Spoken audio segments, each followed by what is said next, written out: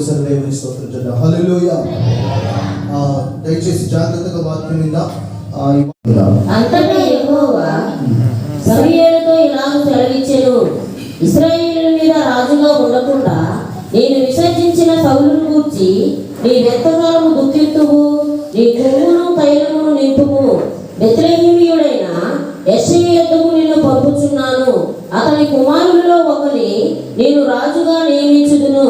సమూయేలు నేనెట్లు వెళ్ళుదును, నేను వెళ్ళిన సంగతి సౌలు వినిన యెడల అతడు నన్ను చంపుననగా యెహోవా నీవు ఒక పెయ్యను తీసుకుని పోయి యెహోవాకు బలి పశువును వధించుటకై వచ్చితినని చెప్పి యెష్షయిని బలి అర్పణకు పిలువుము. అప్పుడు నీవు చేయవలసిన దానిని నీకు తెలియజేతును. ఎవరి పేరు నేను నీకు చెప్పుదునో అతనిని నీవు అభిషేకింపవలెనని సెలవీయగా సమూయేలు యెహోవా ఇచ్చిన సెలవు చొప్పున బెత్లెహేమునకు వెళ్ళెను.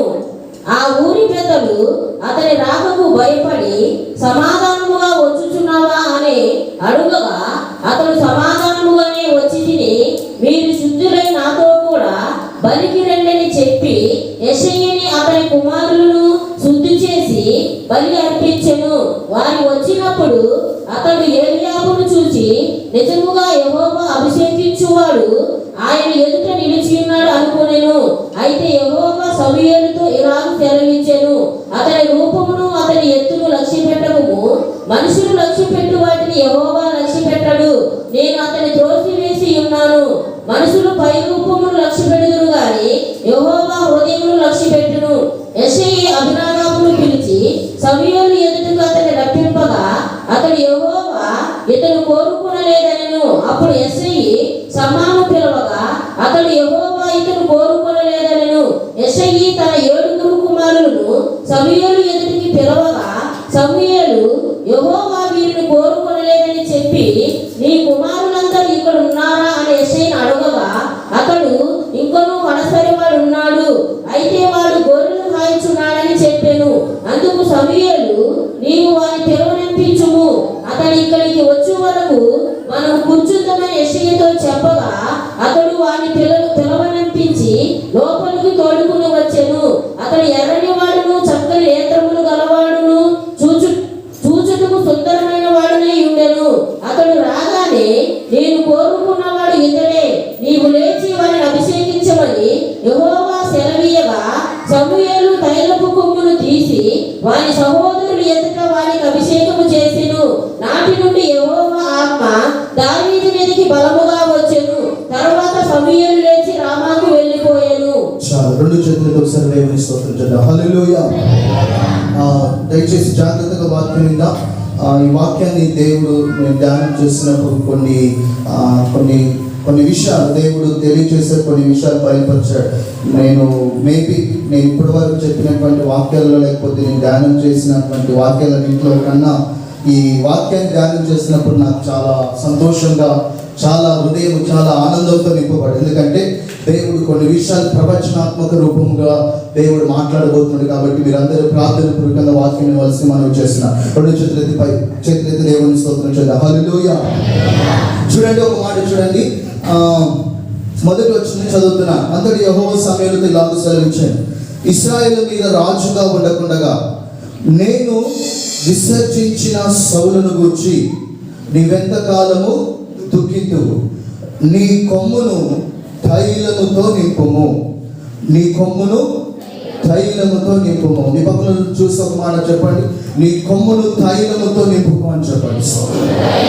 ఈరోజు మనం మాట్లాడబోయే అంశం లేకపోతే సబ్జెక్ట్ ఏంటంటే నీ కొమ్మును తైలంతో నింపుము. స్తోత్రం చేద్దాం. హల్లెలూయా. ఇంగ్లీష్ లో ఒక మాట ఉంటుంది, fill your horn and go అని అంటది. అంటే నీ కొమ్మును తైలముతో నింపుకొని వెళ్ళు. చెప్పండి, నీ కొమ్మును తైలముతో నింపుకొని. ఆ మాట పక్కన చూసుకోవచ్చు, గట్టిగా చెప్తారా, నీ కొమ్మును తైలముతో నింపుకొని వెళ్ళు. ఏది ముసలో చెప్పినట్టు చెప్తున్నారు. మీ పిల్లలు అరుస్తారు కదా, అల్లరి చేసినప్పుడు వెళ్ళు అని అంటారు కదా, చెప్పండి గట్టిగా, నీ కొమ్మును తైలముతో నింపుకొని గట్టిగా వెళ్ళు. ఇంకో మాట, నీ కొమ్మును తైలముతో నింపుకొని వెళ్ళు.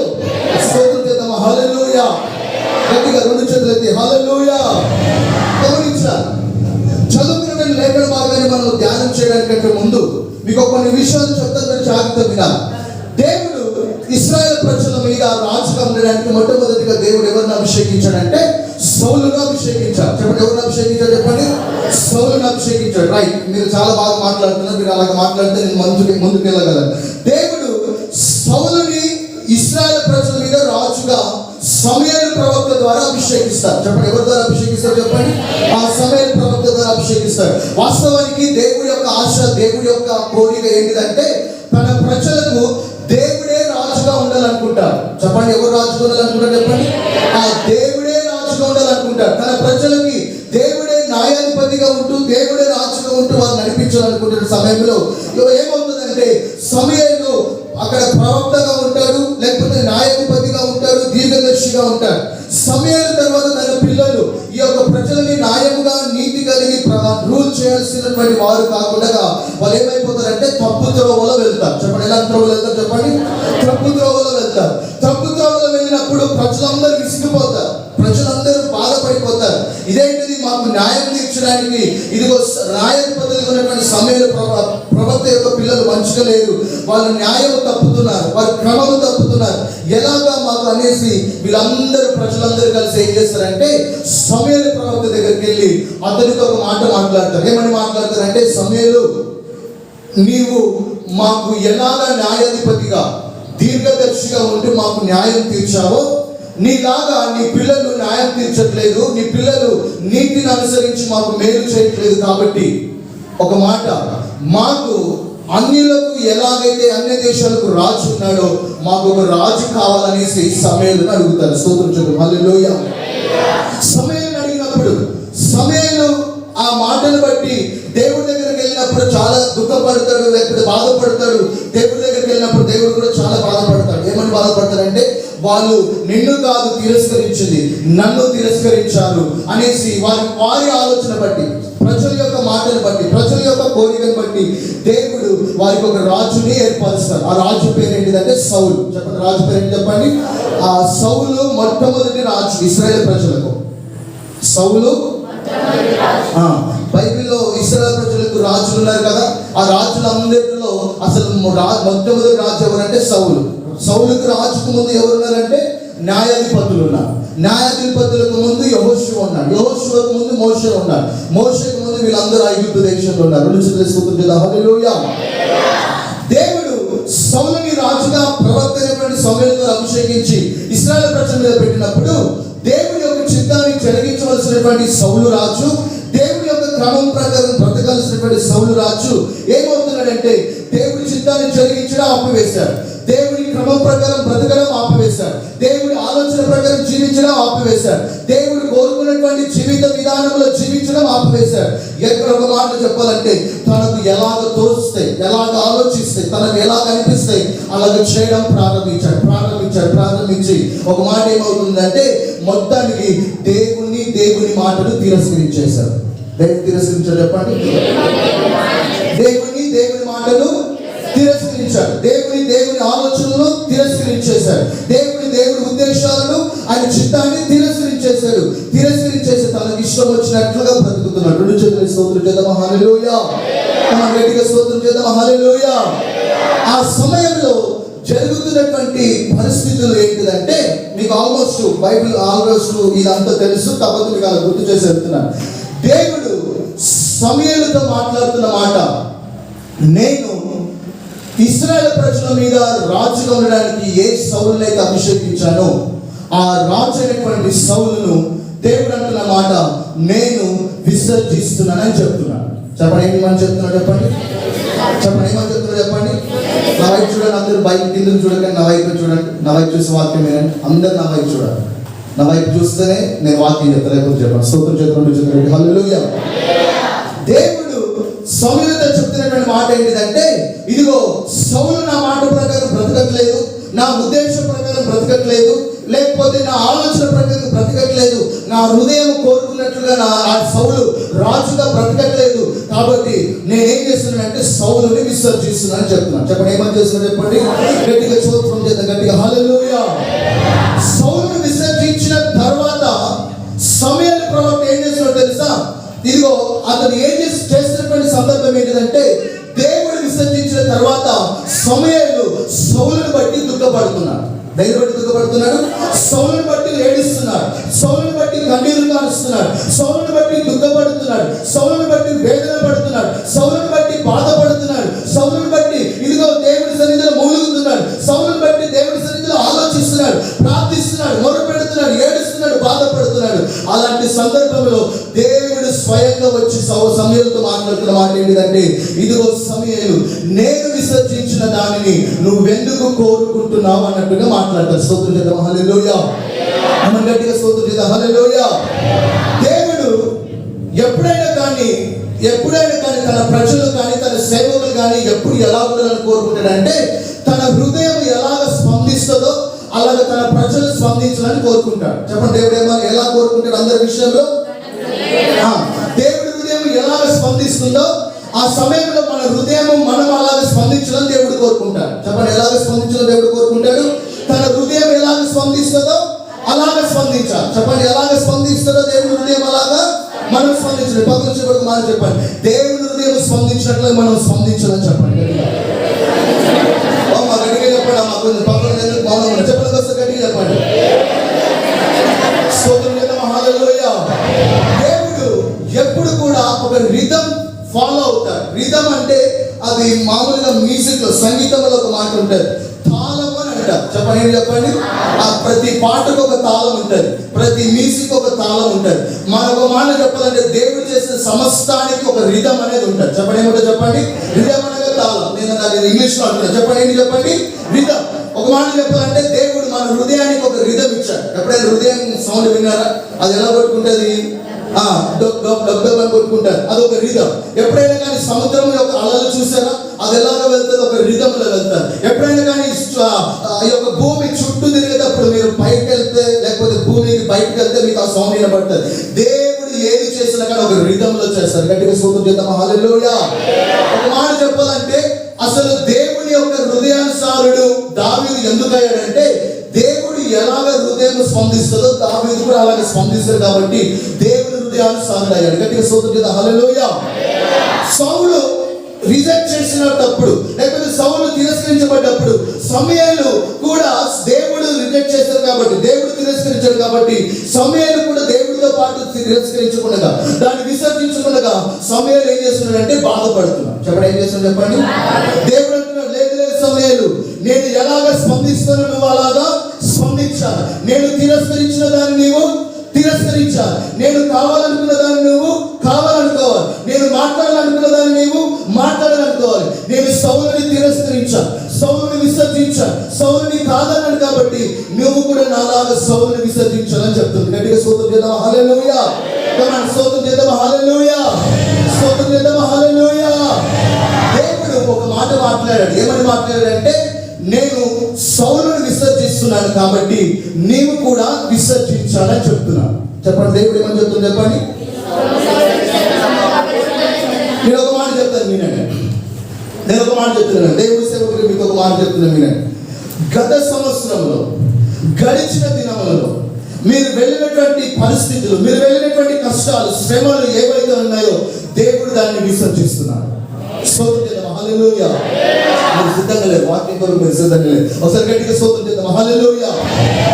గడిచిన సంవత్సరం, గడిచినటువంటి దినాలు, గడిచినటువంటి నెలలు, గడిచినటువంటి వారాలు, రోజులు అన్నింటిలో ఏ కష్టాలు కూడా, ఏ శ్రమలు కూడా ఉన్నారో దేవుడు వాటిని ఏం చేస్తున్నాడు? విసర్జిస్తున్నాడు. ఏం చేస్తున్నాడు చెప్పండి? దేవుడు విసర్జిస్తున్నాడు. ఒకసారి దేవుడు విసర్జించాడంటే అది ఏమైపోయినట్టు చెప్పండి? విసర్జించబడ్డాడు. ఒకసారి దేవుడు దానికి ముగింపు పలకడంటే వాటికి ఏమైపోయినట్టు చెప్పండి? ముగింపు వచ్చేసినాడు. ఒకసారి దేవుడు దాన్ని రిజెక్ట్ చేశాడంటే దానికి అది రిజెక్ట్ అయిపోయినట్టు. గట్టిగా స్తోత్రం చేద్దాం, హల్లెలూయా. చెప్తాను వినండి. దేవుడు ఒక మాట మాట్లాడినప్పుడు లేదా ఒక తీర్పు తీర్చినప్పుడు అది వెంటనే జరగకపోవచ్చు. చెప్పండి, వెంటనే జరగకపోవచ్చు. కానీ ఆయన ఒకసారి అది చెప్పాడంటే అది జరిగినట్లే.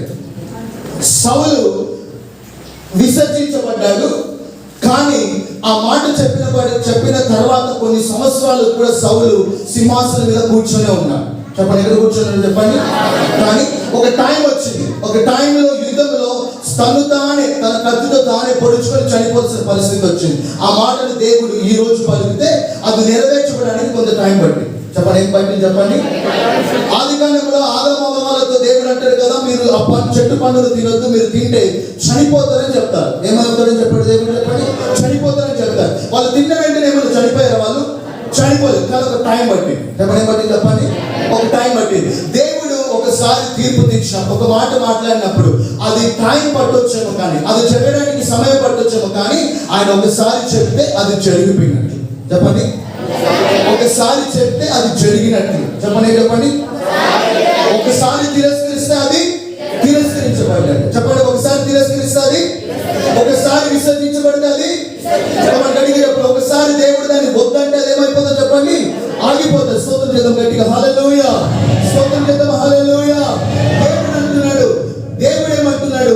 నేను సౌలును విసర్జించున్నాను కాబట్టి నీవు కూడా విసర్జించాలని చెప్తున్నాను. దేవుడు అంటున్నాడు, ఇదిగో గడిచిన సంవత్సరాల్లో మీరు వెళ్ళినటువంటి కష్టాలు, పరిస్థితులు, ఇబ్బందులు, అవమానాలు ఏవైతే ఉన్నాయో వాటన్నిటిని దేవుడు తిరస్కరిస్తున్నాడు. వాటన్నిటికి దేవుడు ముగింపు పలుకుతున్నాడు. వాటన్నిటిని దేవుడు ఆపివేస్తున్నాడు. వాటన్నిటిని దేవుడు విసర్జిస్తున్నాడు. వాటన్నిటిని దేవుడు కాదంటున్నాడు. నమ్మిన వాళ్ళు గట్టిగా స్తోత్రం చేద్దాం, హల్లెలూయా. దేవుడు అంటున్నాడు కదా, నేను తిరస్కరించబట్టి నీవు కూడా తిరస్కరించాలి. చాలాసార్లు నేను ఒక మాట చెప్తాను వినండి. జీవితంలో దేవుడు దేనైనా తిరస్కరిస్తే, జీవితంలో దేవుడు ఏదైనా వద్దంటే మనము కూడా దేవుడు చెప్పినట్లుగా తిరస్కరించాలి. చెప్పండి, ఏం చేయాలి? చెప్పండి, తిరస్కరించాలి. సమయాలు అలాగ లేడు, సమయాలు అలాగ ఉండట్లేదు. ఎందుకంటే దేవుడు విసర్జించిన దాన్ని విసర్జించకుండా దాని విషయంలో బాధపడుతున్నాడు. అయ్యో, రాజుగా ఉండవలసినటువంటి సౌలు ఇదిగో ఇప్పుడు తిరస్కరించబడుతున్నాడే. ఒకవేళ దేవుడి దగ్గర నేను ప్రార్థిస్తే, ఒకవేళ దేవుడి దగ్గర మొరపెడితే అతను ఏమైనా నిలబడతాడేమో అన్నట్లుగా చాలా బాధపడుతున్నాడు. కానీ దేవుడు తిరస్కరించాడు కాబట్టి నేను తిరస్కరణ అనట్లేదు. ఈరోజు దేవుడు మీతో మాట్లాడుతున్న మాట ఏంటిదంటే, దేవుడు దేనినైతే విసర్జించాడు, దేనినైతే తిరస్కరించాడు దాన్ని నువ్వు తిరస్కరించాలి. స్తోత్రం చేద్దాం, హల్లెలూయా. గట్టిగా స్తోత్రం చేద్దాం, హల్లెలూయా. దేవుడు అలాగా చెప్పిన తర్వాత ఒక మాట చెప్తున్నాడు. ఏమని చెప్తున్నాడంటే, నీ కొమ్మును తైలముతో నింపుకోమంటున్నాడు. చెప్పండి, ఏమని చెప్తున్నాడు దేవుడు? చెప్పండి, నీ కొమ్మును తైలముతో నింపుకొని వెళ్ళు. చెప్పండి, నీ కొమ్మును వెళ్ళు. చెప్పండి, నీ కొమ్మును తైలముతో నింపుకొని. స్తోత్రం చేద్దాం, హల్లెలూయా. దేవుడు అంటున్నాడు, ఎందుకు నేను తన కొమ్మును తైలముతో నింపుకొని వెళ్ళాలని అన్నప్పుడు దేవుడు అంటున్నాడు, నేను ఒక మనుషుని కనుగొని ఉన్నాను, అతను అభిషేకించడానికి వెళ్ళాలని చెప్తున్నాను. చెప్పండి, ఏం చేయడానికి వెళ్ళాలని చెప్తున్నాను? చెప్పండి, ఒక ఇద్దరు పిల్లలకి రండమ్మా, నా దగ్గర ఇద్దరు పిల్లలు. చెప్పండి, నేను ఒక మనుషుని కనుగొని ఉన్నాను, నువ్వు వెళ్ళి అతను అభిషేకించడానికి, ఒక ఇద్దరు కాదమ్మా, చెప్పండి, అభిషేకించడానికి నువ్వు వెళ్ళమని చెప్తున్నాను. ఫర్ ఎగ్జాంపుల్, ఇఫ్ ఇతను ఎవరు అనుకుందాం అంటే సౌలు అనుకుందాం. చెప్పండి, ఎవరు అనుకుందాం? చెప్పండి, సౌలు. చెప్పండి, ఎవరు? చెప్పండి, సౌలు. ఈ సౌలు అనేవాడు ఎవరంటే నీ గతం. చెప్పండి, ఈ సౌలు అనేవాడు ఎవరు? చెప్పండి, నీ గతం. దేవుడు ఈ సౌలుని ఏం చేస్తున్నాడు? చెప్పండి, దేవుడు ఈ సౌలుని విసర్జిస్తున్నాడు, లేకపోతే తిరస్కరిస్తున్నాడు. ఈ సౌలుని వద్దని చెప్తున్నాడు. అంటే ఒక మాట చెప్పాలంటే దేవుడు ఏమంటున్నాడంటే, నీ గతంని దేవుడు విసర్జిస్తున్నాడు. చెప్పండి, ఏం చేస్తున్నాడు? చెప్పండి, విసర్జిస్తున్నాడు. ఈ మనుషుడు ఎవరంటే దేవుడి చేత కనుగొనబడేటువంటి మనుషుడు. చెప్పండి, ఎవరు? చెప్పండి, దేవుడి చేత కనుగొనబడేటువంటి మనుషుడు. దేవుడు సమయంలో అంటున్న మాట ఏంటిదంటే, నీ కొమ్మును తైలముతో నింపుకొని వెళ్ళి ఒక మనుషుని నేను కనుగొనినాను, అతన్ని అభిషేకించమని చెప్తున్నాడు. చెప్పండి, ఏమని చేయమని చెప్తున్నాడు? చెప్పండి, ఎలాగ అభిషేకించమంటున్నాడు? రాజుగా అభిషేకించమంటున్నాడు. చెప్పండి, ఎలాగ అభిషేకించమంటున్నాడు? రాజుగా అభిషేకించమంటున్నాడు. జాగ్రత్త వినాలి, దేవుడు వాక్యం చాలా జాగ్రత్తగా. రాజుగా అభిషేకించమంటున్నాడు. ఒక మాట చెప్పాలంటే, దేవుడు ఈ మాట సమయాలతో చెప్తున్నప్పుడు మనం ఆలోచన చేస్తే, ఆల్రెడీ ఒక రాజు ఉన్నాడు. చెప్పండి, ఆల్రెడీ ఎవరు? చెప్పండి, ఒక సింహాసనం మీద కూర్చొని ఉన్నాడు. రాజు ఎక్కడ కూర్చొని ఉన్నాడు? చెప్పండి, అధికారంలో ఉన్నాడు. రాజు ఎక్కడ ఉన్నాడు? చెప్పండి, అధికారంలో ఉన్నాడు. ఒక రాజు ఉండగానే, సింహాసనం మీద రాజు కూర్చొని ఉండగానే, లేకపోతే అధికారి ఉండగానే దేవుడు ఏమంటాడు తెలుసా? ఇంకొక రాజును అభిషేకించమంటున్నాడు. చెప్పండి, ఏమన్నా ఏం చేయమంటున్నాడు? చెప్పండి.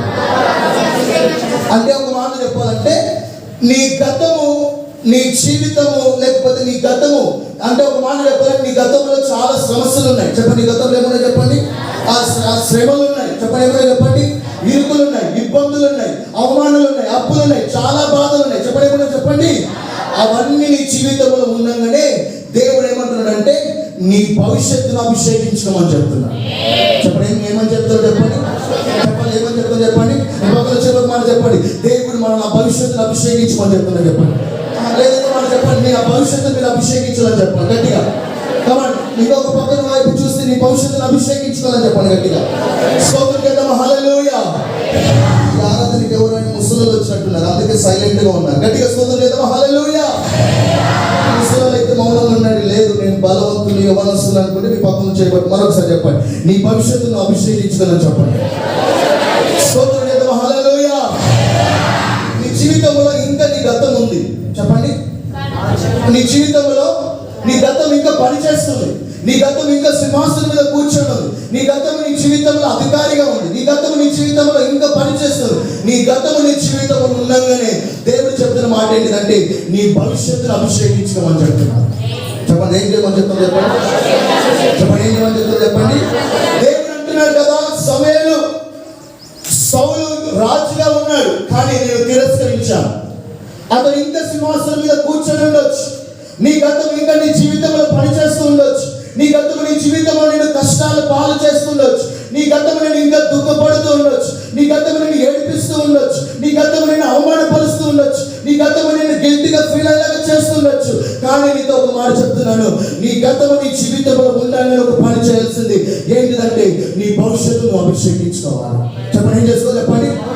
నువ్వు ఒక రాజుని, భవిష్యత్తులో నీకు ఒక రాజు ఉండబోతున్నాడు. భవిష్యత్తులో ఇదిగో నీ ఒక రాజు పరిపాలన చేయబోతున్నాడు. కాబట్టి ఆ భవిష్యత్తులో ఉండబోయే రాజు నువ్వు అభిషేకించుకోవాలని చెప్తుంది. గట్టిగా స్తోత్రం చేద్దామా. హల్లెలూయా. నీకోసం గట్టిగా స్తోత్రం చేద్దామా. హల్లెలూయా. హల్లెలూయా. స్తోత్రం చేద్దామా. గట్టిగా స్తోత్రం చేద్దామా. హల్లెలూయా.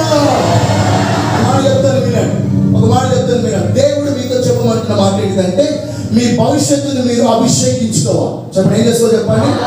నీ భవిష్యత్తును అభిషేకించుకోవాలంటే నీ కొమ్మును తైలముతో నింపుకోవాలి. చెప్పండి, ఏం చెప్పండి. చెప్పండి, నీ కొమ్మును తైలముతో నింపుకోవాలని చెప్పండి. నీ భవిష్యత్తును అభిషేకించుకోవాలని చెప్పండి గట్టిగా. నీ కొమ్మును తైలముతో నింపుకోవాలని చెప్పండి. నీ భవిష్యత్తును అభిషేకించుకోవాలని చెప్పండి గట్టిగా. స్తోత్రం చేద్దామా. హల్లెలూయా. హల్లెలూయా.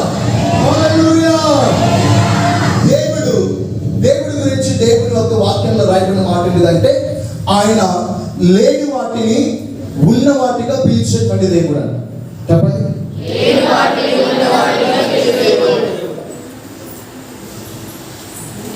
గతము ప్రస్తుతం పనిచేస్తుంది, భవిష్యత్తు ఏంటో మనకు తెలియదు. చెప్పండి, భవిష్యత్తులో ఏ పరిస్థితులు కూడా వెళ్తామో తెలియదు. చెప్పండి, గట్టిగా చెప్పాలి. భవిష్యత్తులో ఏ శ్రమలో కూడా వెళ్తామో తెలియదు. చెప్పాలి, భవిష్యత్తులో మనం ఎంత దుఃఖపడతామో కూడా తెలియదు. చెప్పాలి, మనకు ఒక మాట చెప్పాలంటే అసలు భవిష్యత్తే తెలియదు మనకు. చెప్పండి, ఏం తెలియదు. దేవుడు లేని వాటిని ఉన్న వాటిగా పిలిచేటువంటి దేవుడు. చెప్పండి, దేవుడు ఫర్ ఎగ్జాంపుల్ ప్రస్తుతము నువ్వు ఉన్నటువంటి పరిస్థితులు కూడా వెళ్తే భవిష్యత్తులో నీకు రోగం రావచ్చు. ఏం రావచ్చు చెప్పండి. జబ్బు రావచ్చు. ఏం రావచ్చు చెప్పండి. జబ్బు రావచ్చు. దేవుడు అంటున్నాడు కదా, నీ భవిష్యత్తులో నీకు జబ్బు ఉండొచ్చు, కానీ లేనిదేంటిది ఆరోగ్యం. ఏంటి చెప్పండి, ఆరోగ్యం. దేవుడు లేని దానిని ఉన్నదానిగా పిలిచేటువంటి దేవుడు. చెప్పాలి, ఏంటి చెప్పండి. దేవుడు భవిష్యత్తులో ఏమో నీకు జబ్బు వస్తుంది. ఒక మాట అనుకుందాం, ఎగ్జాంపుల్, భవిష్యత్తులో నీకు ఏమొస్తుంది చెప్పండి, జబ్బు వస్తుంది. అంటే నీకు భవిష్యత్తులో ఆరోగ్యం ఉండదు. చెప్పండి, ఏముందో చెప్పండి. అయితే దేవుడు ఏమంటున్నాడు, లేని దానిని భవిష్యత్తులో ఏదైతే లేకుండా ఉంటుందో, ఏమి లేదంటే ఆరోగ్యం లేదు. చెప్పండి, ఏం లేదు చెప్పండి. లేని దానిని ఉన్నదానిగా పిలిచేటువంటి దేవుడు. స్తోత్రం చేద్దాం. హల్లెలూయా. అంటే నీ భవిష్యత్తును అభిషేకించుకున్నప్పుడు నీ భవిష్యత్తులో ఏవైతే లేని వాటిగా కనబడతాయో నువ్వు వాటిని ఉన్న వాటిగా పిలుచుకోవాలి. చెప్పండి, ఏం చేసుకోవాలి చెప్పండి. నీ భవిష్యత్తులో ఆరోగ్యం లేదనుకో, నువ్వేం చేయాలి తెలుసా, నీ భవిష్యత్తును అభిషేకించుకుంటూ నువ్వేం చెప్పాలి, నా భవిష్యత్తును అభిషేకిస్తున్నాను, నాకు ఆరోగ్యం కలుగునుగా కానీ పలకాలి. చెప్పండి, ఏమనుకోగా చెప్పండి చెప్పండి. స్తోత్రం చేద్దాం. హల్లెలూయా. భవిష్యత్తులో అప్పుల గుండా బాగా శ్రమలు పడుతున్నావు, నీకు మంచి సంపద లేదు, నీకు మంచి ఆశీర్వాదం లేదు, ఆర్థికంగా నీకు దీవెన లేదు. కాబట్టి నీ భవిష్యత్తు నువ్వు ఏం చేయాలంటే అభిషేకించుకొని, నా భవిష్యత్తు నేను అభిషేకించుకుంటున్నాను. ఏవైతే ఏ ఆర్థికమైనటువంటి దీవెన లేదో దాన్ని నేను ఉన్నదానిగా పిలుచుకుంటున్నాను. ప్రార్థన చేయాలి. స్తోత్రం చేద్దాం. హల్లెలూయా. గట్టిగా స్తోత్రం చేద్దాం. హల్లెలూయా. స్తోత్రం చేద్దాం. హల్లెలూయా. ఉన్నదానిగా పిలుచుకోవాలంటే నీ భవిష్యత్తును అభిషేకించుకోవాలి. నీ భవిష్యత్తును నువ్వు అభిషేకించుకోవాలంటే నీ కొమ్మును తైలముతో నింపుకొని నువ్వు భవిష్యత్తులోకి వెళ్ళాలి. చెప్పండి, ఎలా వెళ్ళాలి చెప్పండి? నింపుకొని ఎక్కడికి వెళ్ళాలి? భవిష్యత్తులోకి వెళ్ళాలి. నీ భవిష్యత్తులోకి తైలముతో నిన్ను నువ్వు నింపుకొని వెళ్ళినప్పుడు నీ భవిష్యత్తును అభిషేకించుకోవాలి. నీ భవిష్యత్తును అభిషేకించినప్పుడు ఆ అభిషేకాన్ని బట్టి దేవుడి చిత్తము జరిగించబడుతుంది. నీ భవిష్యత్తును అభిషేకించుకున్నప్పుడు ఆ అభిషేకాన్ని బట్టి నీ జీవితంలో ఏవైతే లేని వాటిగా ఉన్నాయో ఆ అభిషేకాన్ని బట్టి దేవుడు ఉన్న వాటిగా చేయబోతున్నాడు. గట్టిగా స్తోత్రం చేద్దాం, హల్లెలూయా. స్తోత్రం చేద్దాం, హల్లెలూయా. చాలా మంది పిల్లల యొక్క భవిష్యత్తు లేకపోతే ప్రస్తుత జీవితం ఎట్లా ఉందంటే పిల్లలు చాలా అల్లరి చేస్తున్నారు. పిల్లలు చాలా చెడిపోతున్నారు. పిల్లలు భక్తి నుండి తొలగిపోతున్నారు. చెప్పండి, ఎక్కడ తొలగిపోతున్నారు చెప్పండి? దేవుని స్తోత్రం చేద్దాం, హల్లెలూయా. ఎందుకు మాట చెప్తున్నానంటే ప్రస్తుతం పిల్లల యొక్క జీవితం ఎలా ఉందంటే చాలా గందరగోళంగా ఉంది. చెప్పండి, ఎలా ఉంది చెప్పండి? గందరగోళంగా ఉంది. చాలా వాళ్ళ భవిష్యత్తు ఏంటో మనకు తెలియదు. వాళ్ళ యొక్క ప్రస్తుతం యొక్క స్థితిని చూస్తే చాలా భయం అవుతుంది. ఎలాంటి వాడు అవుతాడు, ఇంత అల్లరోడు, భవిష్యత్తు ఎలా ఉంటుందో తెలియదు, ఎలాగ జీవిస్తాడో తెలియదు, ఎలాగా బ్రతుకుతాడో తెలియదు, ఎలాంటి స్థితిలో ఉంటాడో తెలియదు. తల్లిదండ్రులకు గౌరవం తీసుకొస్తారు, అవమానం తీసుకొస్తారు, తల్లిదండ్రులకి మంచి పేరు తీసుకొస్తారు, చెడు పేరు తీసుకొస్తారు అనేసి చాలా మంది పిల్లల గురించి బాధపడుతున్నారు. చెప్పండి, ఏం చేస్తారు చెప్పండి? చాలా మంది. అయితే నేను ఒక మాట చెప్తున్నాను, తల్లిదండ్రులుగా మీరు ఏం చేయాలంటే మీ పిల్లల మీద వారు పడుకున్నప్పుడైనా లేకపోతే వారు ఉన్నప్పుడైనా ప్రార్థనలో చేపెట్టి వారి తల మీద చేపెట్టి మీరు ఒక ప్రార్థన చేయాలి. ఏమని ప్రార్థన చేయాలంటే, ప్రభువా వీడు లేకపోతే అమ్మాయి వీరి భవిష్యత్తును నువ్వు అభిషేకించు ప్రభు అని ప్రార్థన చేయాలి. చెప్పండి, ఏమని ప్రార్థన చేయాలి చెప్పండి? చెప్పండి గట్టిగా, ఏమని ప్రార్థన చేయాలి చెప్పండి? భారంగా ఉన్న వాళ్ళైతే ఇంకోసారి గట్టిగా చెప్తారా? మీరు ఏమని ప్రార్థన చేయాలి చెప్పండి? తల్లిదండ్రులు చేయొద్దండి, ఒకసారి నేను చూడాలనుకుంటున్నాను. తల్లిదండ్రులు మీ పిల్లల మీద మీరు చేపెట్టి చేయాల్సిన ప్రార్థన ఏంటంటే, ప్రభువా వీడి భవిష్యత్తును అభిషేకించాలని ప్రార్థన చేయాలి. నువ్వు అభిషేకించాలి. వీడి భవిష్యత్తును అభిషేకిస్తానని ఇస్తున్నాము. వీడి భవిష్యత్తు అభిషేకించబడుగా, భవిష్యత్తు వీడి జీవితం, వీడి ప్రవర్తన, వీడి మాటలు, వీడి క్రియలు అభిషేకించబడుగా కానీ తల్లిదండ్రులు మీరు అందరూ ప్రార్థన చేయాలి. మీ బాధ్యత చెప్పండి. ఊరికే పిల్లలు కనేసి ఏదో చేసేసాం అన్నట్టుండదు. ప్రతి దానికి దేవుడు లెక్క అడుగుతాడు. ముఖ్యంగా దేవుడు అసలు పిల్లలు ఎవరంటే దేవుడు వాక్యం చెప్తుంది, దేవుడు ఇచ్చే బహుమానాలు అన్న. చెప్పండి, ఏం చెప్పండి? ఆ బహుమానాలను ఎంత జాగ్రత్తగా పెంచి ఎంత జాగ్రత్తగా వారిని సరి చేసుకుంటూ నిలబెట్టుకుని దేవుడికి అప్పగిస్తే అంత మంచిది. మీకు దేవుడు ఖచ్చితంగా లెక్క అడుగుతాడు. కాబట్టి మీకు చెప్తున్న మాట ఏంటి చెప్పండి? మీ పిల్లల మీద చేపెట్టి ఏం చేయాలి చెప్పండి? గట్టిగా చెప్పాలి, కొంచెం గట్టిగా చెప్పాలి. నీళ్ళు అవుతాయి కనీసం. భవిష్యత్తును చెప్పాలి. గట్టిగా స్తోత్రం చేద్దామా? హల్లెలూయా. గట్టిగా స్తోత్రం చేద్దామా? హల్లెలూయా. హల్లెలూయా. చెప్పండి, ఏం ప్రార్థన చేయాలి చెప్పండి? మీరు భవిష్యత్తును అభిషేకించమని ప్రార్థన చేయాలి. దేవుడు మీతో చెప్తున్నాడు మాట ఏంటంటే, ఓన్లీ పిల్లలు మాత్రమే కాదు, భర్తలు మీ భార్యల కొరకు ప్రార్థన చేయాలి, భార్యలు మీ భర్తల కొరకు ప్రార్థన చేయాలి, ప్రజలందరూ కూడా సంఘము కొరకు ప్రార్థన చేయాలి, సంఘ భవిష్యత్తు కొరకు ప్రార్థన చేయాలి. చెప్పండి, దేని కొరకు ప్రార్థన చేయాలి చెప్పండి? సంఘ భవిష్యత్తు కొరకు ప్రార్థన చేయాలి. దేవ సంఘాన్ని అభిషేకించు, సంఘ భవిష్యత్తును అభిషేకించు, పిల్లలను అభిషేకించు, పిల్లల భవిష్యత్తును అభిషేకించు, యవనస్తులను అభిషేకించు, యవనస్తుల భవిష్యత్తును అభిషేకించు, ఇదిగో పురుషులను అభిషేకించు, పురుషుల భవిష్యత్తును అభిషేకించారు, స్త్రీలను అభిషేకించారు, స్త్రీల భవిష్యత్తును అభిషేకించారు అనేసి మనం అందరం కూడా ప్రార్థన చేయాలి. గట్టిగా స్తోత్రం చేద్దాం, హల్లెలూయా. గట్టిగా స్తోత్రం చేద్దాం, హల్లెలూయా. ఇది జరగాలంటే నువ్వేం చేయాలంటే నీ కొమ్మును తైలముతో నింపుకొని వెళ్ళాలి. చెప్పండి, ఏం చేయాలి చెప్పండి? నీ పక్కన చెప్పడం మాట చెప్పండి. నీ కొమ్మును తైలముతో నింపుకొని అడిగా నీ భవిష్యత్తును అభిషేకించుకోవాలి. నీ కొమ్మును తైలముతో నింపుకొని నీ భవిష్యత్తును అభిషేకించుకోవాలి. స్తోత్రం చేద్దాం, హల్లెలూయా. స్తోత్రం చేద్దాం, హల్లెలూయా. ఈ అభిషేకం ఎలాంటిదంటే, దేవుడు మాట్లాడుతున్న మాట ఏంటిదంటే, ఈ అభిషేకం ఎలాంటిదంటే రాజుకి ఇచ్చేటువంటి అభిషేకం. చెప్పండి అభిషేకం ఏంటి చెప్పండి? రాజుకి ఇచ్చేటువంటి అభిషేకం. ఈ అభిషేకం ఏంటంటే అధికారం కలిగినటువంటి అభిషేకం. చెప్పండి ఎలాంటి అభిషేకం చెప్పండి? ఆ కింగ్షిప్ అనాయింటింగ్ అంటారు ఇంగ్లీష్ లో. చెప్పండి ఏమంటారు చెప్పండి? కింగ్షిప్ అనాయింటింగ్ అంటే రాజుకి ఇచ్చేటువంటి అధికారం. చెప్పండి ఏ అధికారం చెప్పండి? ఈ అధికారంతో నింపబడ్డవారు, ఈ అధికారంతో, ఈ అభిషేకంతో అభిషేకించబడ్డవారు ఎవరు ఎలాంటి స్థితిలో ఉంటారంటే అధికారము కలిగిన స్థితిలో ఉంటారు. చెప్పండి ఎలాంటి స్థితిలో ఉంటారు చెప్పండి? నీ పిల్లలైనా కానీ ఎలాంటి స్థితిలో ఉంటారు చెప్పండి? నీ భర్త అయినా కానీ ఎలాంటి స్థితిలో ఉంటారు చెప్పండి?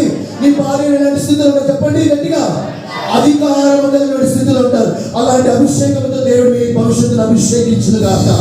మీ భవిష్యత్తు దేవుడు అలాంటి అభిషేకంతో నింపును గాక. మీ అభిషేకంతో అలాంటి గొప్ప అధికారమైన అభిషేకంతో మీ కుటుంబాన్ని దేవుడు అభిషేకించును గాక. ఆ అభిషేకంతో దేవుడు మీ పిల్లల్ని అభిషేకించును గాక. సంఘానికి సొంత భవిష్యత్తు దేవుడు అభిషేకించును గాక. ఇదిగో కుటుంబాలను ప్రజలందరూ దేవుడు అలాగే అభిషేకించును గాక. హల్లెలూయా. సమయంతో చెప్తున్న మాట ఏంటిదంటే నీ గతాన్ని నేను విసర్జిస్తున్నాను, నీ గతాన్ని నేను కొట్టివేస్తున్నాను, నీ గతాన్ని నేను ఆపివేస్తున్నాను, నీ గతాన్ని నేను ఇక ముగింపు పలికేస్తున్నాను. నువ్వు చేయాల్సిన పని ఏంటిదంటే నీ భవిష్యత్తును అభిషేకించుకొని నీ భవిష్యత్తు కొరకు నేను సిద్ధపడాలని చెప్తున్నాను. స్తోత్రం. హల్లెలూయా. దేవుడు సమయాన్ని ఎలాంటి స్థితిలో పెట్టాడంటే రెండు సందర్భాల మధ్యలో పెట్టాడు. గతము భవిష్యత్తు మధ్యలో పెట్టాడు. చెప్పండి సమయాన్ని దేవుడు ఎలా పెట్టాడు చెప్పండి? గతము భవిష్యత్తు మధ్యలో నిలబెట్టాడు. దేవుడు గతాన్ని విసర్జిస్తున్నాడు, తిరస్కరిస్తున్నాడు. భవిష్యత్తును అభిషేకించమని చెప్తున్నాడు. చెప్పండి ఏమని చెప్తున్నాడు చెప్పండి? దేవుడు భవిష్యత్తును అభిషేకించమని చెప్తున్నాడు. సమయాన్ని అంటున్నాడు కదా, దేవా నువ్వు అన్నావు మంచిగానే ఉంది, నేను నీ మాట ప్రకారంగా వింటాను. నువ్వు భవిష్యత్తులో కాబోయే రాజును అభిషేకించమన్నావు కదా, నేను రాజుని అభిషేకించాలంటే ఆల్రెడీ సౌలు రాజుగా ఉన్నాడు. సౌలు సింహాసనం మీద కూర్చొని ఉన్నాడు. కాబట్టి ఈ సింహాసనం మీద కూర్చున్నటువంటి సౌలు నేను నా గతంలో నా గతాన్ని కాదని భవిష్యత్తులో ఒక రాజును అభిషేకించబోతున్నాడు. కాబట్టి నాకు సౌలు వల్ల ఏమైనా కీడు జరుగుతుందేమో అనేసి బాధపడుతున్నాడు. స్తోత్రం. హల్లెలూయా. అందుకే గతము మధ్యలో భవిష్యత్తు మధ్యలో సమయాలు స్ట్రక్ అయిపోయాడు, లేకపోతే సమయాలు నిలబడ్డాడు. చెప్పండి సమయాలు ఏమైపోయాడు చెప్పండి? నిలబడ్డాడు. గతాన్ని చూస్తే గతం ఇంకా జీవితంలోనే పనిచేస్తుంది, గతం ఇంకా అధికారం కలిగే ఉంది, గతం ఇంకా సింహాసనం మీద కూర్చున్నాడు. కానీ దేవుడు ఏమంటున్నాడంటే భవిష్యత్తును అభిషేకించమంటున్నాడు. ఈ గతం మధ్యలో సమయాలు భవిష్యత్తు మధ్యలో నిలబడి ఆలోచన చేస్తుంటే దేవుడు ఒక మాట చెప్తున్నాడు. ఏమని మాట చెప్తున్నాడు అంటే నువ్వు ఒక పని చేయి. ఏంటా పని అంటే సమయాలు భవిష్యత్తులో ఒక రాజు నువ్వు అభిషేకించబోతున్నావు. కాబట్టి ఆ సంగతి నీ గతంలో ఉన్నటువంటి రాజు సౌలుకి తెలియకూడదు. కాబట్టి నువ్వు ఒక పని చేయాలి. ఏం చేయాలంటే ఒక పెయ్యను తీసుకొని, అంటే ఒక జంతువు, అది ఆ జంతువుని తీసుకొని నువ్వు బెత్లెహేము అనేటువంటి ప్రాంతానికి వెళ్ళమని చెప్తా. చెప్పండి ఎక్కడికి వెళ్ళమని చెప్తాను చెప్పండి? నువ్వు వెళ్ళేటువంటి పర్పస్ ఉద్దేశం ఏంటంటే భవిష్యత్తులో ఒక రాజుని అభిషేకించడానికి. చెప్పండి భవిష్యత్తులో ఒక రాజుని. నీ ఉద్దేశం, నీ పర్పస్, నీ ప్రణాళిక వెళ్ళేదంటే అందుకొరకే. కానీ నీ గతానికి నీవు భవిష్యత్తులో ఏం చేస్తున్నావో తెలియకూడదు. చెప్పండి ఏమని చెప్తున్నావు చెప్పండి?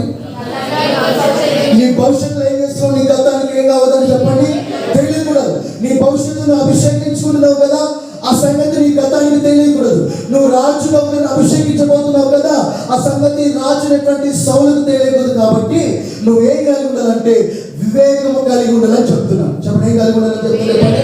వివేకం. ఏంటి ఆ వివేకం అంటే ఒక జంతువును నువ్వు తీసుకొని ఆ యొక్క బెత్లెహేము ప్రాంతానికి వెళ్ళాలి. ఎందుకు వెళ్ళాలంటే బలి అర్పించడానికి వెళ్ళమని చెప్తున్నాను. చెప్పండి ఏమని చెప్తున్నా చెప్పండి? బలి అర్పించడానికి వెళ్ళాలి. బెత్లెహేము ప్రాంతానికి వెళ్తున్నాడు. ఎలాగ వెళ్తున్నాడు అంటే ఒక జంతువుని తీసుకొని బలి అర్పించడానికి వెళ్తున్నాడు. చెప్పండి దేని కొరకు వెళ్తున్నాడు చెప్పండి? అసలు ఉద్దేశం, ప్రణాళిక ఏంటిదంటే రాజును అభిషేకించడానికి వెళ్తున్నాడు. చెప్పండి మెయిన్ పర్పస్ ఏంటి చెప్పండి?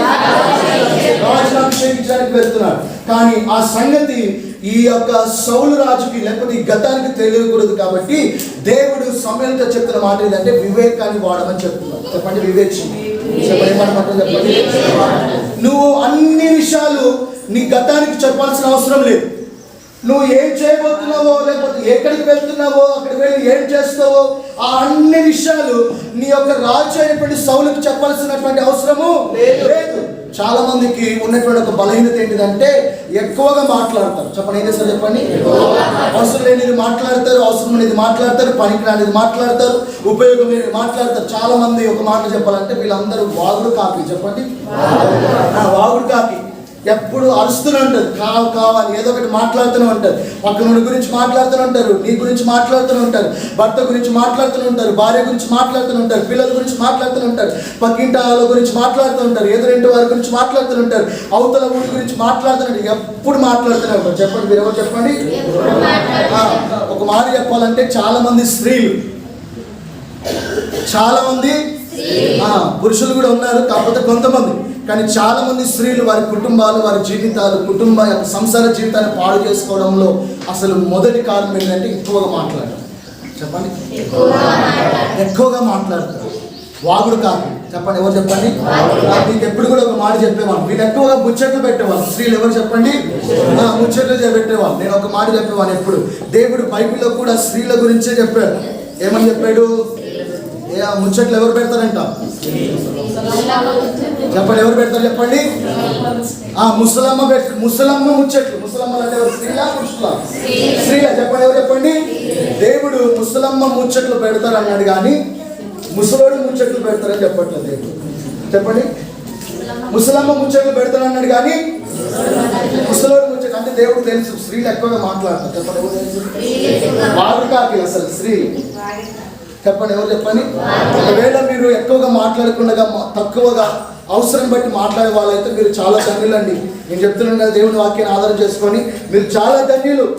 ఊరికే మాట్లాడుతుంటారు చూడండి, వాళ్ళు ఏదో ఒక రోజు సంసారాన్ని పాడు చేసుకుంటారు, ఏదో ఒక రోజు జీవితాన్ని పాడు చేసుకుంటారు, ఏదో ఒక రోజు కుటుంబాన్ని పాడు చేసుకుంటారు. కాబట్టి నేను చెప్తున్న మాట ఏంటిదంటే, దేవుడు సమయాలు తంటున్న మాట ఏంటిదంటే, ఏమి చేయబోతున్నావో అన్ని విషయాలు నువ్వు సౌలుకి చెప్పాల్సిన అవసరము లేదు. నువ్వు చెప్పవలసినటువంటి పని ఏంటిది? ఒకవేళ నీకు ఎదురు పడితే ఎవరైనా అడిగినా కానీ నువ్వు చెప్పవలసినటువంటిది ఏంటంటే, నేను దేవుడి కొరకు బలి ఇవ్వడానికి వెళ్తున్నాను చెప్పమంటున్నాడు. చెప్పండి, ఏం చేయమని చెప్తాను చెప్పండి? ఏంటంటే వివేచన. దీన్ని ఏమంటారు చెప్పండి? సందర్భాన్ని బట్టి మాట్లాడేటువంటి వివేచన. చెప్పండి, సందర్భాన్ని బట్టి. వివేచన కలిగిన వాళ్ళే సందర్భాన్ని బట్టి మాట్లాడతారు.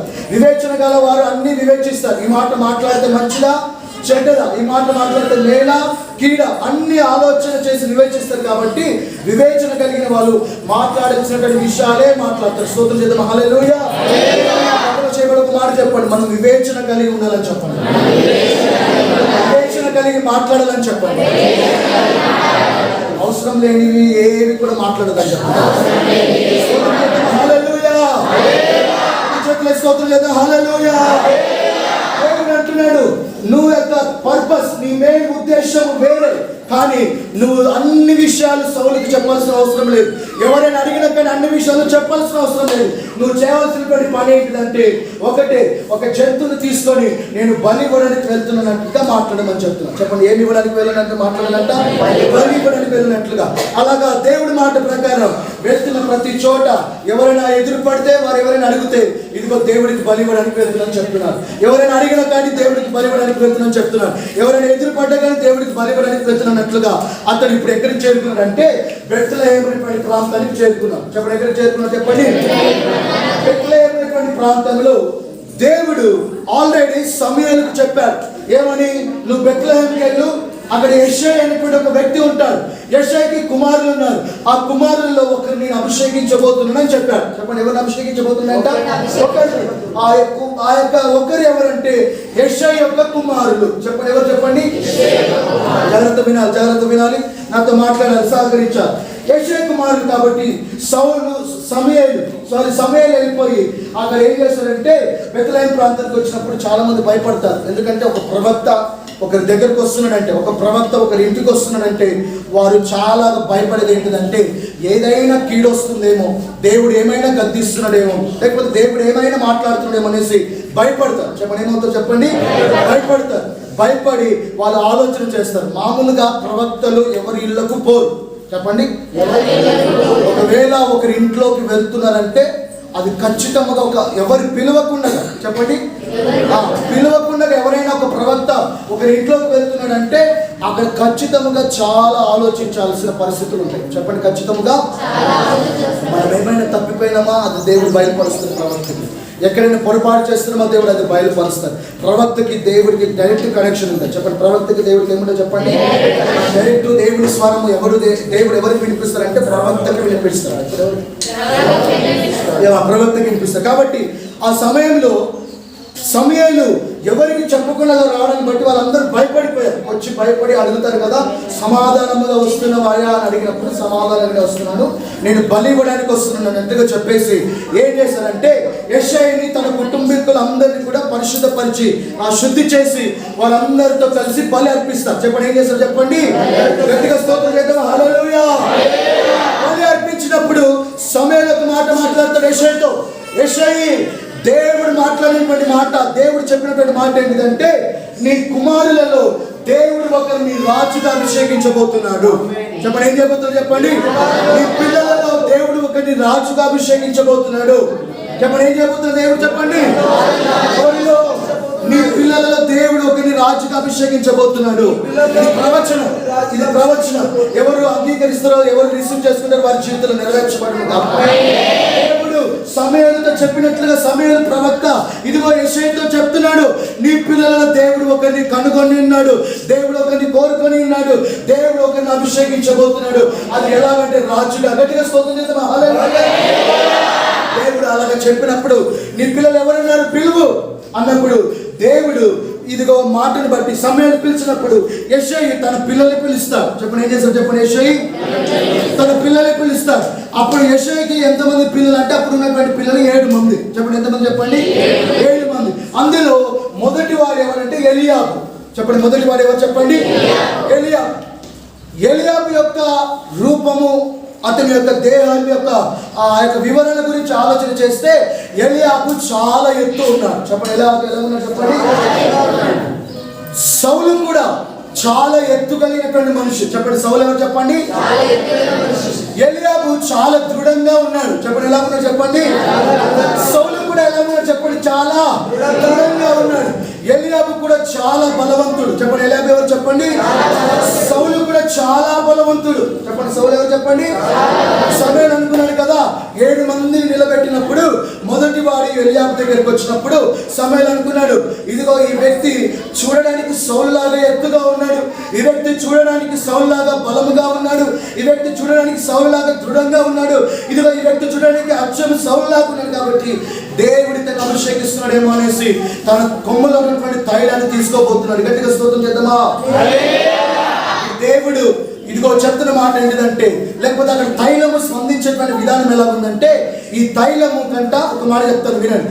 అప్పట్లో కొమ్ముని తైలాన్ని కొమ్ములో పోసుకునేవాళ్ళు. చెప్పండి, ఎక్కడ పోసుకునేవాళ్ళు చెప్పండి. మామూలుగా జంతువుల కొమ్ములు ఉంటాయి కదా, ఆ కొమ్ములకి ఏం చేసేవాళ్ళంటే ఒక రంధ్రం చేసి, ఆల్మోస్ట్ రంధ్రమే వస్తుంది, కట్ చేసినప్పుడు కొన్నింటికి వస్తుంది కొన్నింటికి రాదు. ఒకవేళ రాని వాటికి హోల్ చేసి రంధ్రం చేసి అందులో ఏం చేస్తారంటే తైలాన్ని పోసుకుంటారు. ఏం చేస్తారు చెప్పండి, తైలాన్ని పోసుకొని దాని మీద ఒక మూతలాగా ఒకటి మైనాన్ని వాడేవాళ్ళు. ఏం వాడేవాళ్ళు చెప్పండి, మైనం. అది ఏమవుతుందంటే ఆ యొక్క ఎక్కడైనా వీళ్ళు ట్రావెల్ చేస్తున్నప్పుడు, ఎక్కడికైనా వీళ్ళు వెళ్తున్నప్పుడు ఆ యొక్క నూనె తైలం కింద పడిపోకుండా సహకరిస్తారు. హల్లెలూయా. అయితే ఈయన అనుకున్నాడు కదా, సమూయేలు అనుకున్నాడు, ఈ ఎలియాజరునే దేవుడేమో అభిషేకించినట్టున్నాడు అనేసి ఈ యొక్క దేవుడు కోరుకున్నాడేమో అనుకొని ఈ యొక్క సమూయేలు తైలము తీసుకొని అభిషేకించబోతున్నాడు. ఏం చేయబోతున్నాడు చెప్పండి. కానీ ఆ టైంలో తైలము ఏమాత్రము స్పందించలేదు.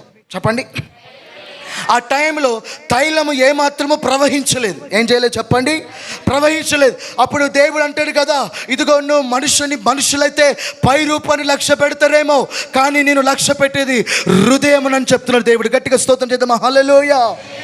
చెప్పండి, మనుషులు దేని లక్ష్య పెడతారంటే చెప్పండి, నువ్వు ఎంత అందంగా ఉన్నావని మనుషులు చూస్తారు, ఎంత మంచి బట్టలు ధరించుకున్నావని మనుషులు చూస్తారు, ఎంత జ్ఞానం ఉందని మనుషులు చూస్తారు. కానీ దేవుడు చూసేది ఏంటంటే హృదయాన్ని. చెప్పండి, దేవుడు ఏం చూస్తారు చెప్పండి.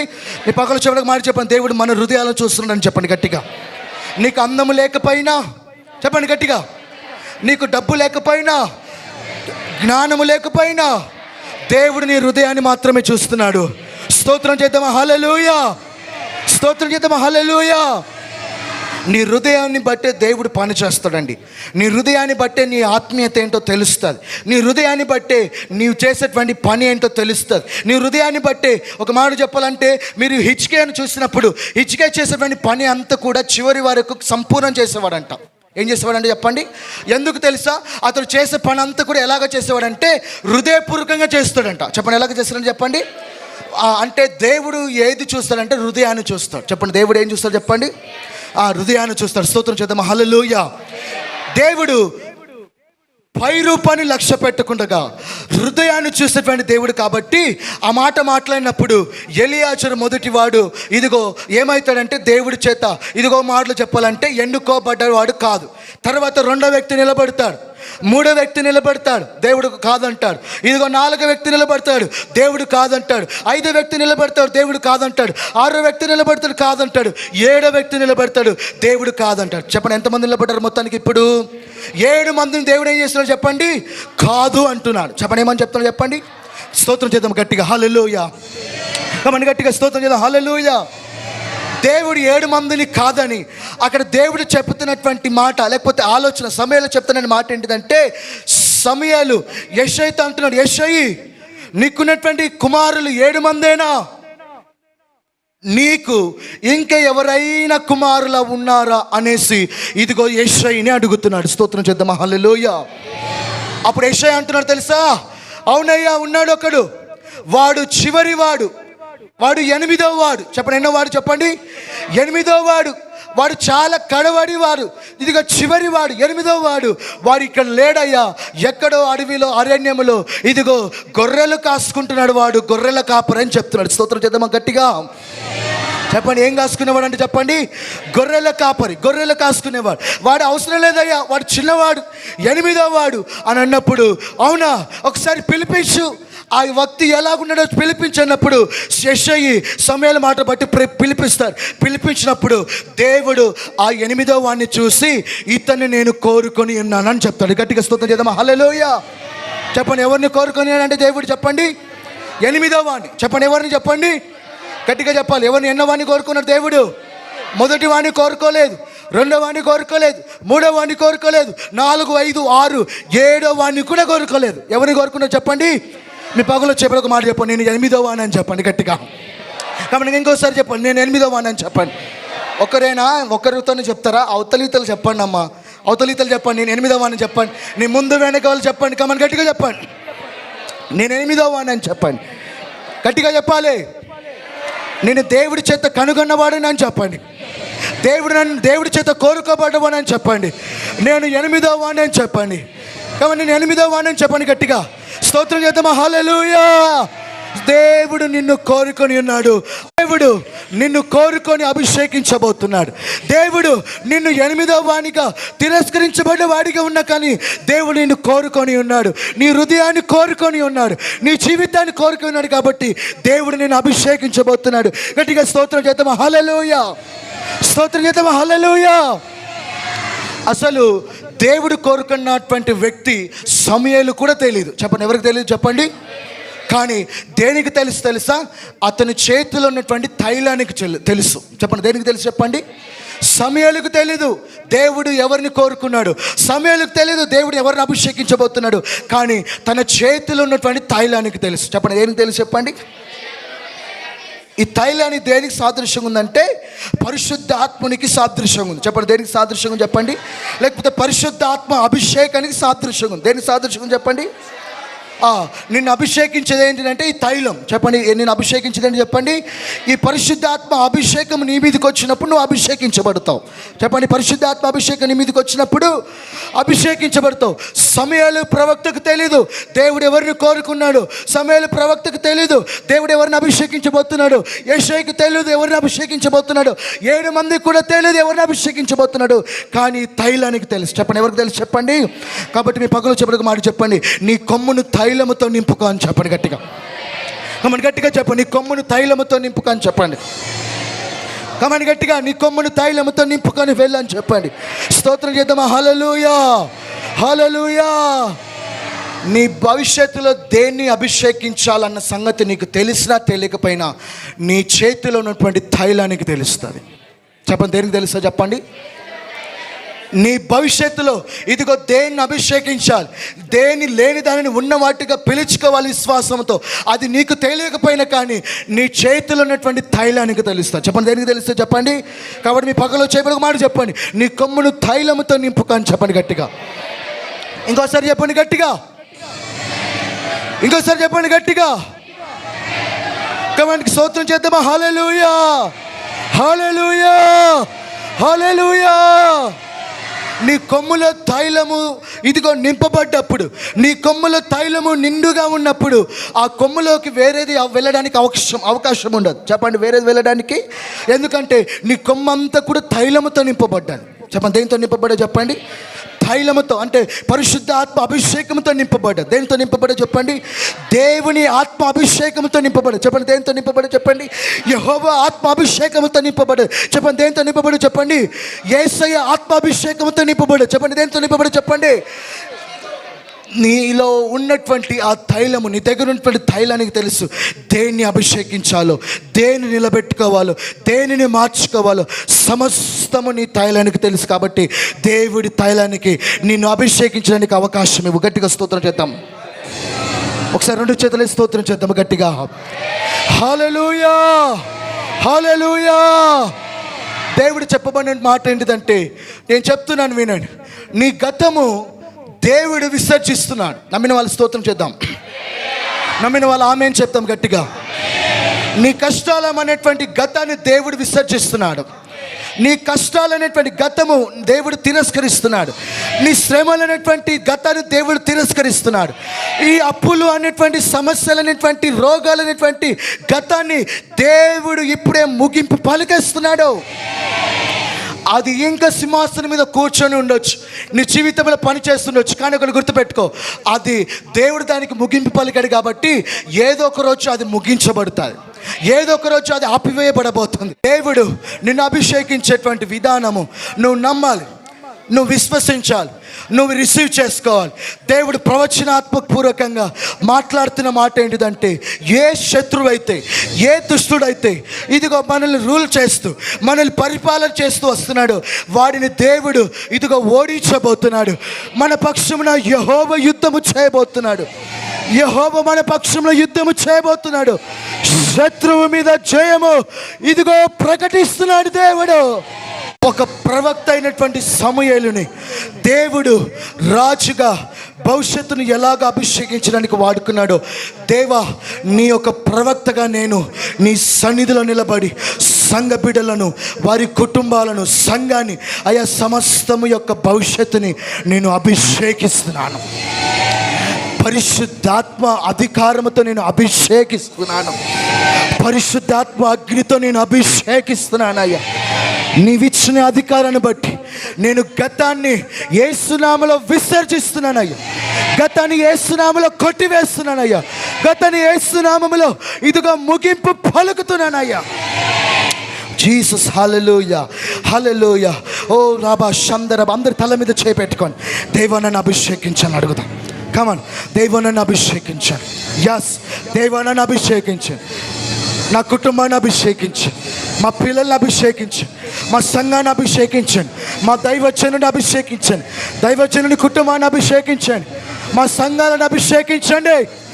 నీ తైల అభిషేకంతో నింపండి. అభిషేకం. ప్రవక్త అయినటువంటి సమయానికి తెలియదు ఎవరిని అభిషేకించాలో. ఇది ప్రవక్త అయినటువంటి మనుషుడిగా ఉన్నటువంటి నాకు తెలియదు ఎవరిని అభిషేకించాలో. ఇదిగో తండ్రిగా ఉన్నటువంటి యెషయాకి తెలియదు ఎవరిని అభిషేకించబోతున్నాడు దేవుడు. ఇదిగో 7 మంది అన్నలకు తెలియదు ఎవరిని దేవుడు అభిషేకించబోతున్నాడు. నీ గతానికి కూడా తెలియదు దేవుడు ఎవరిని అభిషేకించబోతున్నాడు. కానీ ధైర్యానికి తెలుసు, పరిశుద్ధాత్మ అభిషేకానికి గుర్తుకున్నటువంటి ధైర్యానికి తెలుసు. ఆ ధైర్యము నీకు కనబడకపోవచ్చు, కానీ నీ మీద ఆ ధైర్యము ప్రోక్షింపబడుతుంది, నీ మీద ఆ ధైర్యము ప్రవహించబడుతుంది, నీ మీద ధైర్యము పోయబడుతుంది. ఆ ధైర్య అభిషేకముతో దేవుడు నిన్ను నింపుతున్నాడు. విశ్వాసముతో, హృదయపూర్వకంగా విశ్వాసముతో అంగీకరిస్తూ నన్ను అభిషేకించు ప్రభువా అని కోరుకుంటూ ఉన్నాం. దేవుడు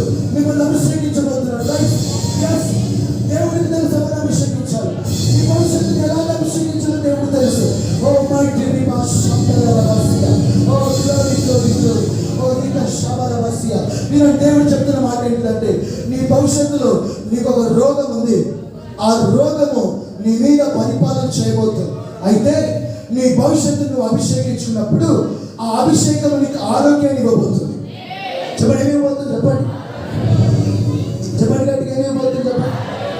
ఎందుకంటే నీ భవిష్యత్తులో రోగం ఉన్నప్పుడు నీ భవిష్యత్తుని అభిషేకించుకున్నటువంటి నీకు ఆరోగ్యం కలగబోతుంది.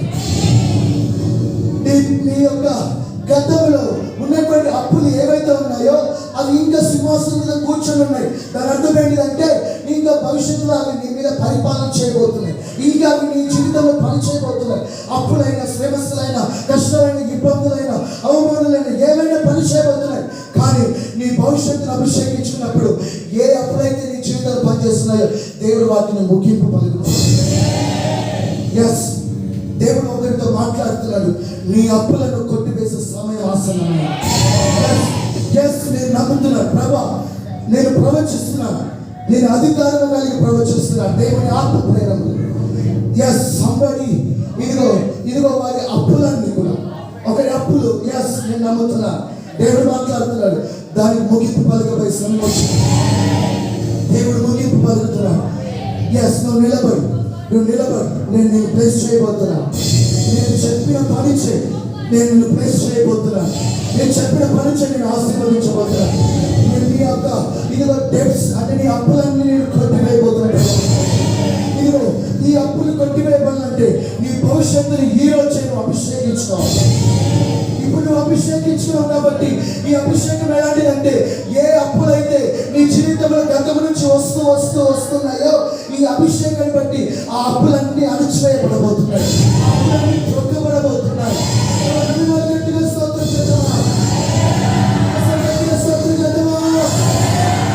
అంత మాత్రమే కాదు, నీ భవిష్యత్తులో ఏవైతే నీ జీవితంలో ఇప్పటి వరకు కార్యము జరగలేదో, ఇప్పటి వరకు ఏదైతే నువ్వు పొందుకోలేదో అది గర్భఫలమైన, లేకపోతే అది ఆశీర్వాదమైన, లేకపోతే అది సాతాను చేతుల నుంచి విడుదలైన నీ భవిష్యత్తులో దేవుడు నీకు విడుదల ఇవ్వబడుతుంది. దేవుడు మాట్లాడుతున్నాడు, నీలో కొంతమందిలో పాపం అనేది పనిచేస్తూ ఉంది. పాపం పనిచేస్తుంది. నీ గతంలో అది నీ బలహీనతనో, లేకపోతే నీ స్వభావమో, లేకపోతే ఈ లస్ట్ స్పిరిట్ పట్టి అలాగ అయ్యావో తెలియదు, కానీ నువ్వు పాపపు స్థితిలో ఉన్నావు. పాపం చేస్తున్నావు, ఆలోచనలో, మాటల్లో, క్రియల్లో. ఇవన్నీ ఒక పాపకారమైనటువంటి జీవితాన్ని కలిగినటువంటి ఒకరు కలిగి ఉన్నారు, కొంతమంది కలిగి ఉన్నారు. దేవుడు ఏమంటున్నాడంటే నీ పాపాన్ని విడిచిపెట్టి నా దగ్గరికి రా, నేను నిన్ను అభిషేకించి ఆ అభిషేకాన్ని బట్టి నీ పాపం మీద నీకు జరగనివ్వదు. ఆ పాపం నుంచి నేను దేవుడు బయటకు తీసుకురావాలనుకుంటున్నాను. హల్లెలూయా, హల్లెలూయా.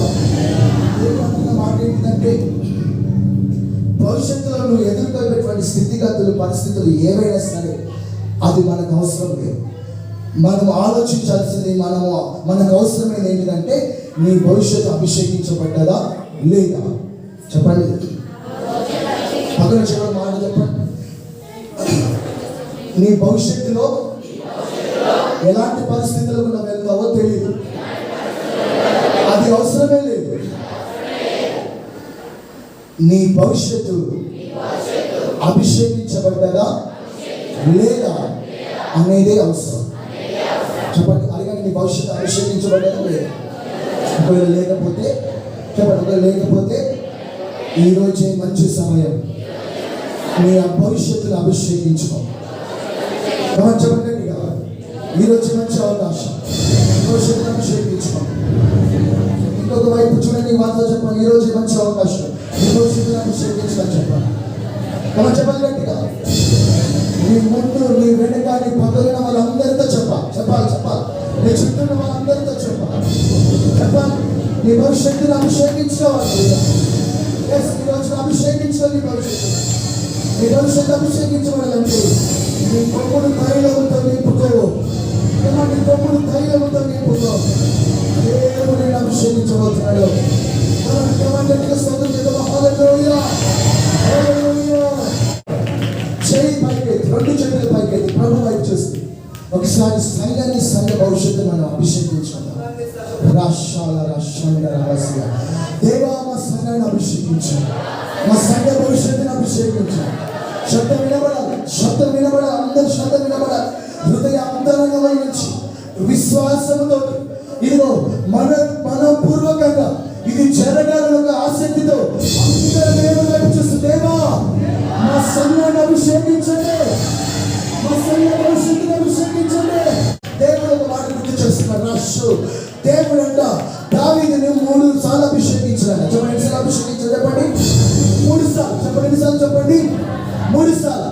మొదటి అభిషేకం ఎలాగంటే సమూయేలు ప్రవక్త ద్వారా రాజు ఆల్రెడీ ఉన్నాడు. చెప్పండి, రాజు ఆల్రెడీ ఉన్నాడు. రాజు ఆల్రెడీ ఉండగానే సమూయేలు ప్రవక్త ద్వారా కాబోయే రాజుగా దావీదుని దేవుడు అభిషేకించాడు. ఎలా అభిషేకించాడు చెప్పండి? కాబోయే రాజు అంటే ఏంటంటే భవిష్యత్తు. చెప్పండి ఏం చెప్పండి? చెప్పండి ఏం చెప్పండి? భవిష్యత్తులో ఎవరైనా వివాహం చేసుకునే వాళ్ళు ఉన్నారా? ఉన్నారు, కొంతమంది ఉన్నారు. ఎవరైనా వస్తున్నారు, కొంతమంది ఉన్నారు. వివాహం చేసుకున్నాం నేను చెప్తున్నాను. నేను నీ వివాహం కొరకు దేవుడు నిన్ను అభిషేకించాలి ముందుగా. చెప్పండి, నీ వివాహ జీవితాన్ని, నీ కుటుంబాన్ని ముందుగా ప్రారంభించుకోబోతున్నావు. కాబట్టి బిఫోర్ దీన్ని నేను ఫ్రీ మెన్షన్ అంటాను. నాకు తెలుగు కొన్ని విషయాలు రావు, కానీ ముందుగా అభిషేకించడం, భవిష్యత్తు కొరకు ముందుగా అభిషేకించడం. చెప్పండి ఏం చేయాలి చెప్పండి? చెప్పండి చెప్పండి ఎలా చెప్పండి? భవిష్యత్తు కొరకు ముందుగా అభిషేకించడం. నీ భవిష్యత్తు కొరకు దేవుడు నేను ముందుగానే అభిషేకిస్తున్నాను. ఈ అభిషేకం మీ మీద ఈరోజు పనిచేయబోతుంది. ఇది పనిచేయబోతుంది. మీరు ముందుగా ఇక్కడ నుంచి మీ ప్రార్థనలో, మీ వ్యక్తిగత జీవితంలో మీరు నిలుచున్న ఏదైతే భవిష్యత్తులో చేయబోతుందో దాన్ని ముందు నుంచి మీరు అభిషేకించుకోవాలి. నేను భవిష్యత్తులో నేను పని చేయబోతున్నాను, నీ చిత్తమైతే దాన్ని అభిషేకించు. నీ చిత్త ప్రకారం ఇలాగా జీవించబోతుంది, దాన్ని అభిషేకించు. ఈ పనిని ప్రారంభించు, అభిషేకించు. ఈ వ్యాపారం ప్రారంభించు, అభిషేకించు. ఈ చెరువులు వేయబోతున్నాను, అభిషేకించు. ఈ యొక్క పని చేయబోతున్నాను, అభిషేకించు. ఈ జాబ్ చేస్తున్న అభిషేకం, ఇది ఒక వివాహం చేసుకోబోతున్న అభిషేకం, భవిష్యత్తు కొరకు ముందు వచ్చేటువంటి అభిషేకాన్ని దేవుడు మీ అందరికీ దయచేయనుగా. హల్లెలూయా. రెండవ అభిషేకము దేవుడు యూదా ప్రజల మీద, యూదా గోత్రం మీద. చెప్పండి ఏ గోత్రం మీద చెప్పండి? అక్కడ మనం చూస్తే హెబ్రోను ప్రాంతం అని ఉంటారు. చెప్పండి ఏమన్నా చెప్పండి? హెబ్రోన్.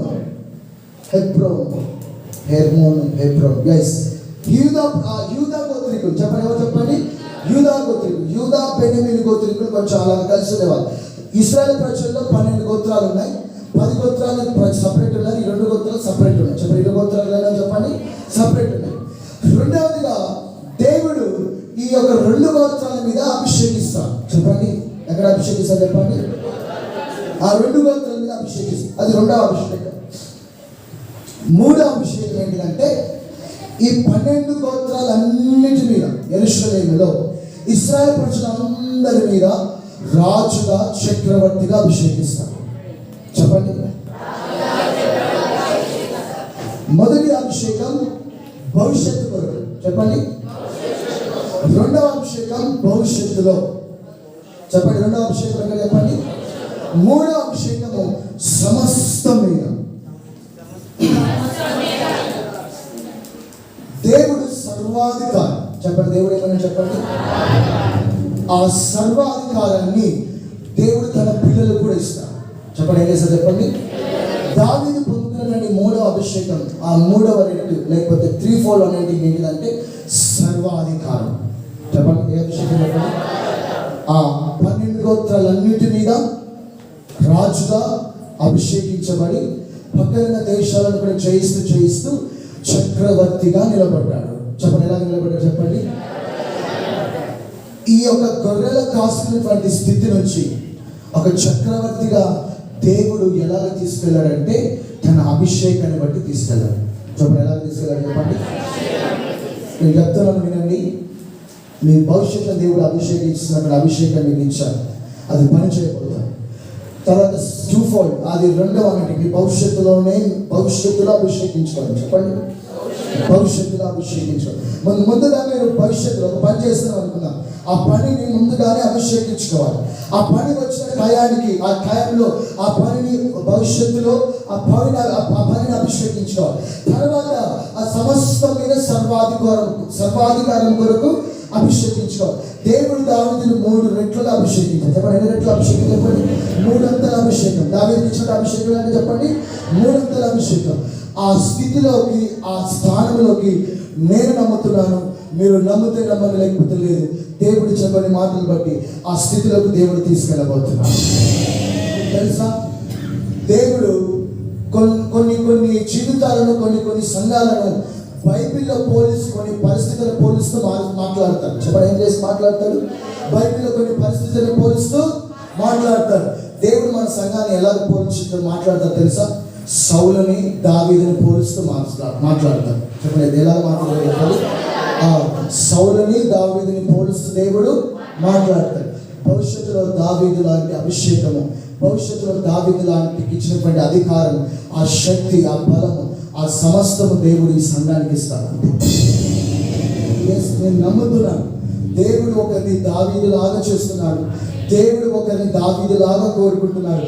దేవుడు ఒకరిని దావీదు లాగా నా చిత్తాన్ని జరిగిస్తారని కోరుకుంటున్నాడు. అది నేను ఎవరు అని చెప్పను, కానీ అదితో ఒకరైతే ఉన్నారు. నమ్మిన వాళ్ళకి స్తుతించుదాం. హల్లెలూయా, హల్లెలూయా. కాబట్టి నేను చెప్తున్న మాట ఏంటంటే, మీ భవిష్యత్తులో ఈ పనులు జరగాలంటే ముందుగా మీరు మీ భవిష్యత్తును అభిషేకించుకోవాలి. చెప్పండి, ఏం చేసుకోవాలి? చెప్పండి, అందరూ లేచున్నారు. ప్రార్థన చేయబోతున్నాను. స్తోత్రాలు. యేసు ప్రభువానికి వందనాలు. పరిశుద్ధాత్ముడానికి స్తోత్రాలు. సర్వాధికారి, సర్వోన్నతుడానికి స్తోత్రం చెల్లిస్తున్నాం. ఈ సమయంలో ప్రతి బిడ్డను గుర్తు చేసుకోండి. దేవా, సమయానికి తెలియలేదు ఎవరిని అభిషేకించబోతున్నావు. దేవా, నాకు కూడా తెలియదు ఎవరిని అభిషేకించబోతున్నావు.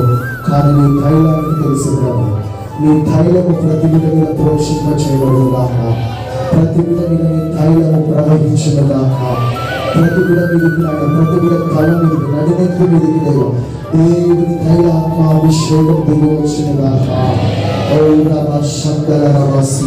ఇప్పుడే వారి గతాన్ని యేసు నామములో విసర్జిస్తున్నారు. వారి గతాన్ని యేసు నామములో తిరస్కరిస్తున్నారు. వారి గతాన్ని యేసు నామములో కొట్టివేస్తున్నారు. వారి గతానికి యేసు నామములో ముగింపు పలుకుతున్నారు. ఇప్పుడు వారి భవిష్యత్తుని యేసు నామములో నీ తైలంతో అభిషేకిస్తున్నారయ్యా. వారి భవిష్యత్తు యేసు నామములో అభిషేకించే భవిష్యత్తు, వారి కుటుంబం యేసు నామములో అభిషేకించే భవిష్యత్తు, పిల్లలు యేసు నామములో అభిషేకించే భవిష్యత్తు, పురుషులు యేసు నామములో అభిషేకించే భవిష్యత్తు, స్త్రీలు యేసు నామములో అభిషేకించే భవిష్యత్తు, సంఘము యేసు నామములో భవిష్యత్తు అభిషేకించే భవిష్యత్తు. ఓరిగా శమనమంతన మనుషుల దేవుని అభిషేకము దావీదుకు దిగి వచ్చినట్లుగా సంఘముకు దిగి వచ్చినగాక.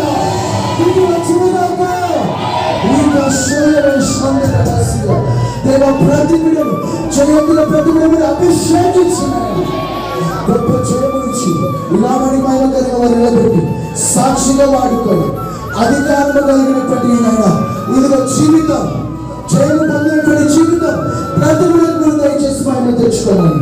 అయ్యా, లేని వాటిని ఉన్న వాటిగా పిలిచే దేవుడు కాబట్టి వారి భవిష్యత్తులో లేని వాటిని, మేలైన వాటిని యేసు నామములో ఉన్న వాటిగా పిలుస్తున్నానయ్యా. మీరు కార్యం చేసి మహిమ తెచ్చుకోమని యేసు నామములో వేడుకొంచున్నాను తండ్రి.